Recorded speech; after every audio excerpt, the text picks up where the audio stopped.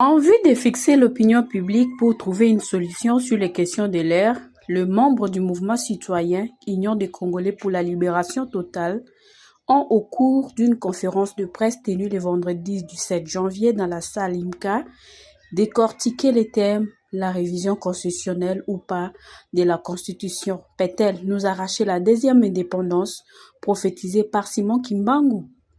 Pour Maître Willy, qui a parlé de l'historique juridique de la Constitution depuis 1960, la Constitution doit être changée car elle présente plusieurs confusions.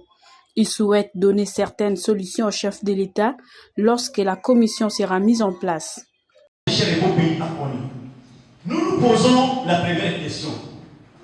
Est-ce que la révision de la Constitution, c'est un impératif démocratique ou c'est juste un outil pour faire à sorte pour conserver le pouvoir le plus longtemps possible? Ça, c'est notre problématique.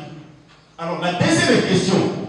Les initiateurs de la Constitution de 2011 ne regrettent-ils pas de l'avoir fait? C'est parce que certains, c'est la mort de certains se plaignent pour avoir touché quelques articles qui touchent aussi le mandat du chef de l'État ou du président de la République. De deux tours, on est tour. On est tour, de deux tours. Ils se plaignent pour le moment. Mais nous avons maintenant des propositions, nous avons des solutions que nous allons proposer au chef de l'État pour trouver solution à toutes ces questions. Une fois la commission sera mise en place. Selon le politologue Daniel, la Constitution de la Troisième République présente plusieurs lacunes car elle a été imposée et le peuple n'en profite guère. Il demande à ce qu'au moment opportun, la classe politique soit aussi changée. Constitution que nous parlons ici, c'est une constitution très complexe et a beaucoup de lacunes si vous lisez ça. Et on a été imposé comme ça sans tenir compte de qu'est-ce qui est là-dedans. On n'a pas tenu compte du fond, mais on a tenu compte de la forme. On a trouvé que la constitution de la Troisième République a toujours eu des échecs totaux. Aujourd'hui, les gens ne veulent pas qu'on révise cette constitution. Qu'est-ce qui se cache derrière ce problème-là? D'où ce que j'aimerais vous dire, c'est le problème d'intérêt privé. Je dirais aussi auprès des chefs de l'État que ça ne suffit pas seulement de changer la constitution, mais là où moi je viens, il a fallu aussi qu'on change la classe politique. Pour le prophète Benjamin Kawanga, la prophétie de Simon Kimbangu amène à ce que la constitution de la RDC soit totalement changée, car elle est diabolique. La politique se trouve dans la Bible.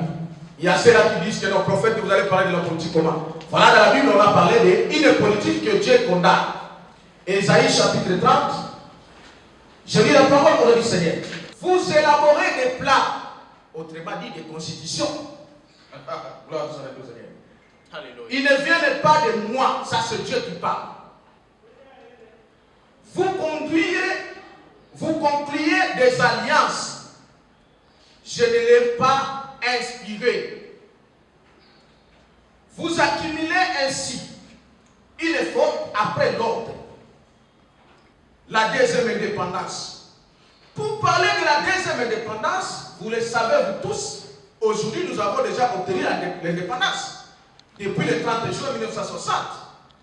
Mais les prophètes avaient prophétisé sur la première indépendance que nous l'avons obtenue et aussi sur la deuxième indépendance.